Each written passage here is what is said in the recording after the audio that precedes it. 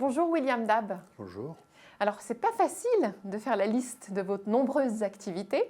D'abord, vous êtes médecin, docteur en sciences, épidémiologiste, ancien directeur général de la santé et ancien membre du comité exécutif de l'OMS. Ensuite, vous êtes enseignant. Vous dirigez l'école des sciences industrielles et des technologies de l'information du CNAM et vous êtes professeur titulaire de la chaire hygiène et sécurité. Vous êtes également un petit peu geek. Vous avez coordonné le MOOC Éléments de santé au travail pour ingénieurs et managers et vous tenez le blog Des risques et des hommes. Et enfin, vous êtes chercheur. Vous dirigez le laboratoire de recherche modélisation épidémiologie et surveillance des risques sanitaires et vous dirigez la chaire Entreprises et santé lancée avec Malakoff Médéric en octobre dernier. Alors justement, pour essayer d'avancer sur ce sujet, quelle est son ambition et à qui s'adresse-t-elle ? La question du travail concerne tout le monde dans l'entreprise. Elle concerne tous les salariés, elle concerne les dirigeants, elle concerne l'ensemble de la ligne managériale.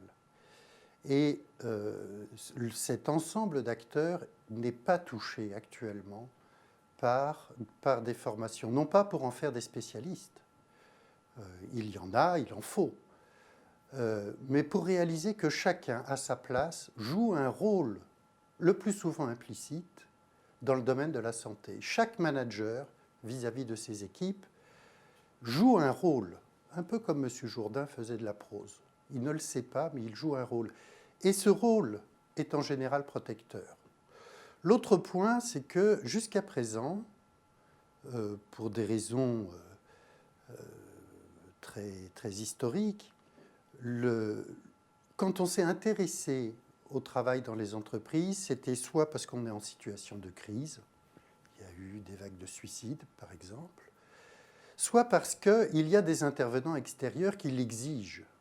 L'inspecteur du travail, le juge, le médecin du travail qui le plus souvent est extérieur à l'entreprise. Si bien que les entreprises n'ont jamais internalisé cet enjeu, elles n'ont jamais réalisé que c'était un enjeu de performance et non pas juste des contraintes réglementaires qui s'imposent à elles, des dépenses improductives, la société nous dit de le faire, on le fait. Non, c'est bien plus que ça. Il y a aussi une dimension recherche pour prouver que les politiques, on va dire, pour aller vite, de santé au travail, apportent un retour sur investissement pour l'entreprise en termes de productivité, de baisse de l'absentéisme.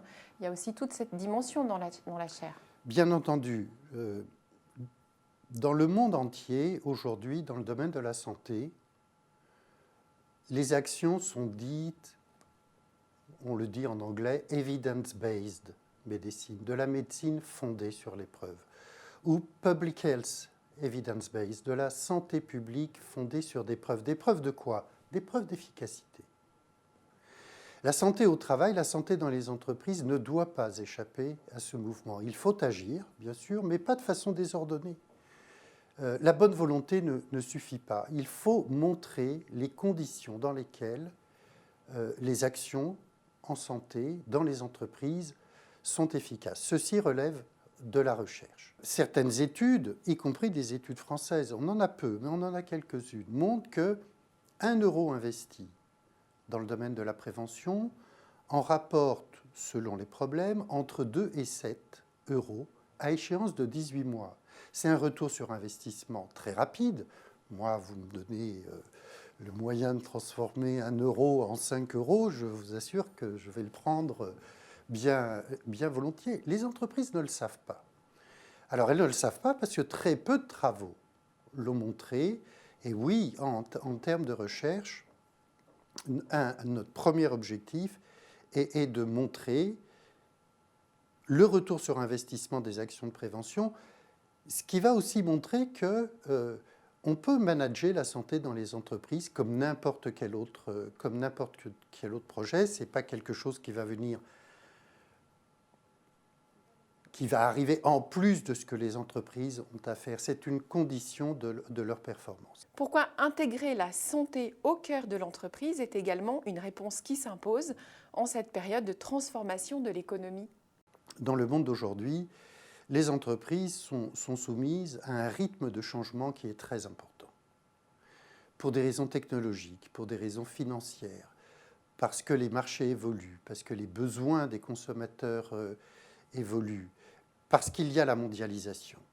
Mais tout changement crée de l'incertitude, l'incertitude crée de l'inquiétude, et donc ce que nous voulons, c'est mettre au point des modèles qui montrent qu'en intégrant une dimension santé dans les processus de changement et de transformation dans les entreprises, on va limiter ces incertitudes, on va limiter ces inquiétudes, donc on va limiter le stress au travail et on va pouvoir rentrer dans des processus où ces changements, qui sont souvent inévitables, deviennent bénéfiques pour tout le monde et qu'en tout cas, les risques du changement sont limités. Il y a très très peu de recherche en France, il y en a beaucoup au plan international, mais en France, il y a très peu de recherche dans ce domaine-là.